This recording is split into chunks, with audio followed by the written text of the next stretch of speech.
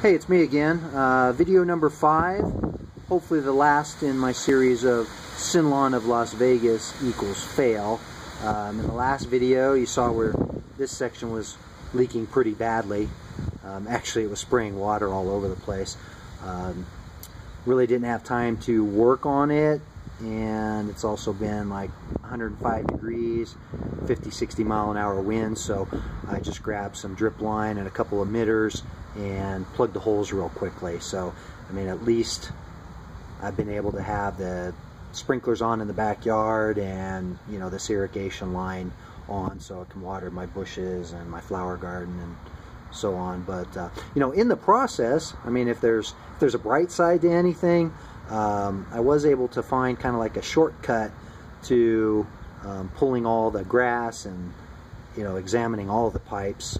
As you can see here, that spike kind of corresponds exactly where the moisture was. So I've now just kind of been rolling the synthetic grass back, checking where the nails or these 6-inch spikes are, and you know, trying to line it up with any part of the ground that looks like it might be wet. And that saved a little bit of time. Still, you know, it's a big repair to have to do myself. But anyway, aside from that, you know, I've got this 50-foot drip line, you know, kind of coiled up here. Like I said, you know, at least the sprinklers are on now, and I just finished this repair here.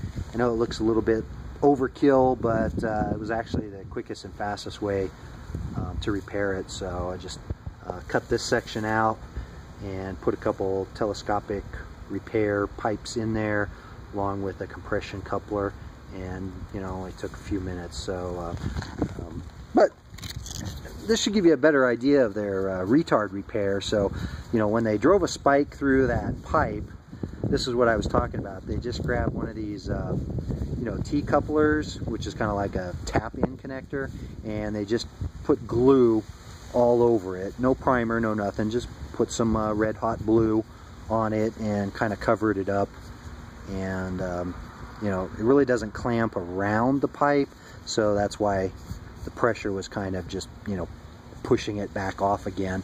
And you know, I'm actually thinking about pulling this off and, you know, seeing what they did, because I don't really see any sanding marks or anything, so it probably wasn't clean when they tried to glue it.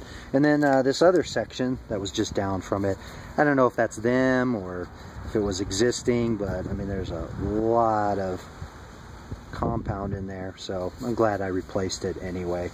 So you know, I'll probably add to this video just kind of as a follow-up, but hopefully by the end of today this will be all put back together.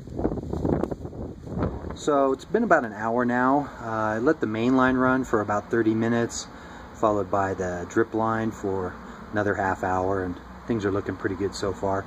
I have most of this base material back in the trench. Of course, I still got to kind of pack that down, and then I've got to level out the rest of this granite, get the grass rolled back out. So it's kind of bittersweet though. As much as I want this to be over, you know, I'm also kind of scared to cover it all up because I'm still looking around for you know, moisture.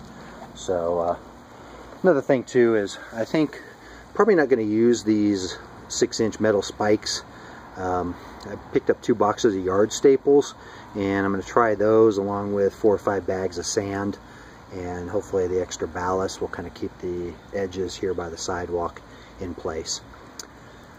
Well, the end of this video, I hope, will just show, you know, the grass back in as it should be, and I can move on to some other projects.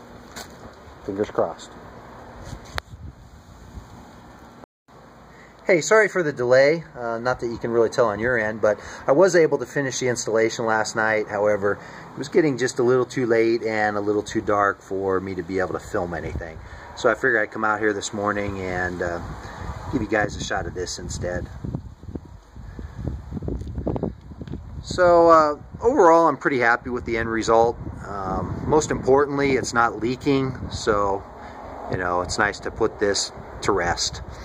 I still have couple bags of sand to put down, hit it with the broom, and just make sure the transition areas look good. But that's that. So thanks for watching. Thanks for putting up with my bitching and complaining.